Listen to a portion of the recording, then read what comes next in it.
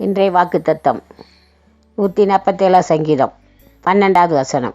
எருசலேமே கர்த்தரை ஸ்தோத்திரி, சீயோனே உன் தேவனை துதி. அருமையானவர்களே, நம்ம கர்த்தரை துதிக்குன்னு நம்மளுக்கு எதிர்பார்க்குறாரு. இந்த ஜனங்களை எனக்கென்று ஏற்படுத்தினே இவர்களின் துதியை சொல்லி வருவார்கள் சொல்லியிருக்கிறாரு. அவர் நம்ம துதிக்கிறது தான் இந்த உலகத்தை நம்ம ஏற்படுத்தி வச்சிருக்கிறாரு. நம்ம செபிக்கிறது இல்லை, துதிக்கிறது இல்லை, நம்ம அசதியாக இருக்கிறோம். நம்ம இப்படி இராதபடிக்கு கர்த்தர் துதிக்க வேண்டும். அதுக்கு தான் இந்த உலகத்தை நம்ம ஏற்படுத்தி வச்சிருக்கிறாரு. துதிச்சா என்ன ஆசீர்வாதம் கிடைக்கும் தெரியுமா?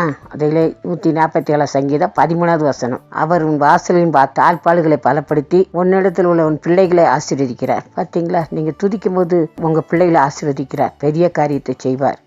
நம்ம இன்னைக்கு ஆண்டவர்கிட்ட ஒரு தீர்மானம் பண்ணணும். ஆண்டவரே, நான் எப்போவுமே துதிப்பு, ஆண்டவரே ஸ்தோத்திரம் பண்ணுவேன், எனக்கு உதவிச்சிங்கன்னு சொல்லிங்களா? தூச்சி பாருங்கள், நிச்சயமாக உங்கள் பிள்ளைகளை ஆசீர்வார், உங்கள் வாசல் தாழ்பாடுகளை பலப்படுத்துவார். பண்ணுமா?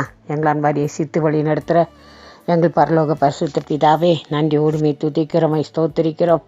சர்வல்லமுள்ள தேவனை கர்த்தாவே, நோக்கி நாங்கள் பார்க்குறோம். இந்த வாக்குத்தத்தம் கேட்டுக்கொண்டு உங்கள் குடும்பம் முழுவதும் ஆசிரியங்க, அவங்க பிள்ளைகளை ஆசிரியங்க, தேவைகளை சந்திங்க. அவங்க பிள்ளைகள் நல்லா படிக்கணும், நல்ல ஞானத்திலையும் பக்தியிலும் கல்வியிலும் சிறந்து வழங்கணும். ஆசீர்வித்து உயர்த்தணும். எல்லாரும் துதிக்கிற மக்களாக மாற்றுங்க, செபிக்கிற மக்களாக மாற்றுங்க. ஆசீர்வித்து உயர்த்துங்க. எல்லா துதிக்க நாமாக்கும் செலுத்துகிறோம். யாஸ்பா நாமத்தில் தாழ்மையாக கெஞ்சுகிறோம் பரமபிதாவே, ஆமென்.